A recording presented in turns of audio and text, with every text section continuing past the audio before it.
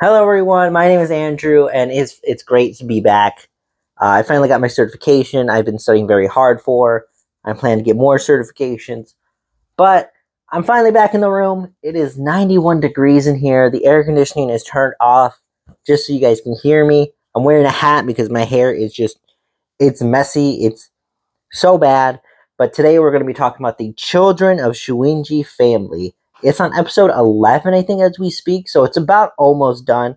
But today we're just going to kind of go over it, and then I'm going to give you a little bit of a rating as well as stuff that might happen beyond the anime. This was a manga that was, when it was first coming out, was genuinely kind of hard to find. It wasn't really on the usual site, so I had to kind of go hunting for it. It finally kind of got picked up and a little bit more popular, and now it's on the sites you would usually read for manga, which is great. And now I was very surprised that an anime was being made because I genuinely did not know it was that popular for it. So let's talk about the characters. So I'm going to try to go from oldest to youngest, but I'm sure I'm going to mess it up. But let's just hear me out. So we have Banri, we have Arata, we have Seihai, Uka, I think how you say it, Minami, Shion, and Kotono. That is, I think, how you say it. The show basically just demonstrates how the family dynamic slowly starts to change because their dad finally told them, hey, you're actually all adopted. And we get to see how the family dynamics tend to change, but also, for the most part, stay the same. Our MC, who we usually are going to follow, is going to be Arata. And you're kind of going to assume the basic thing what's going to happen is that, like, each sister is going to have an event happen to them where they're going to fall for Arata at some point or another.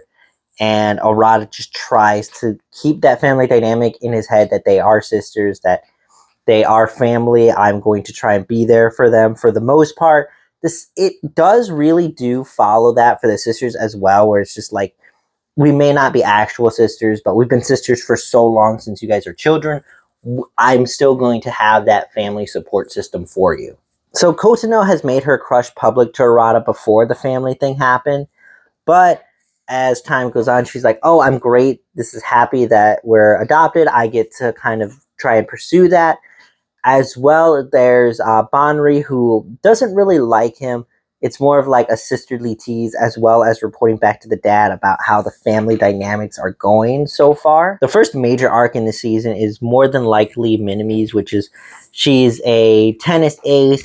She really wants to give her senpai one last, like, really good state championship win, I want to say, because her senpai is more or less probably going to give up on tennis because um, she didn't get a scholarship for that, so she might have to give up on playing it professionally. And the payoff for that arc is very good. It's very emotional.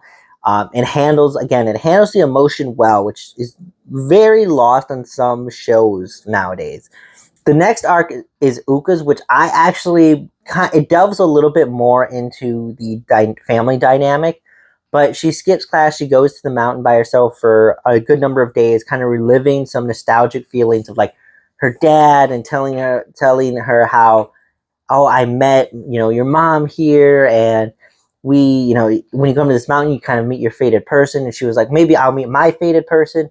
But at the same time, she was really having some thoughts about how the family dynamic changed and how it really affected her and how she may perceive the most of her family. I think it really hits hard because this shows, like, someone is actually getting affected by this family dynamic. It isn't just like, I this person is not my family, great, I get to crush on them, but it's more of like, man, I don't know if I can feel comfortable talking to my dad anymore. I don't know if I can really confide in him because of all this uh, quiet secrecy about it. And I really know who my family, is currently.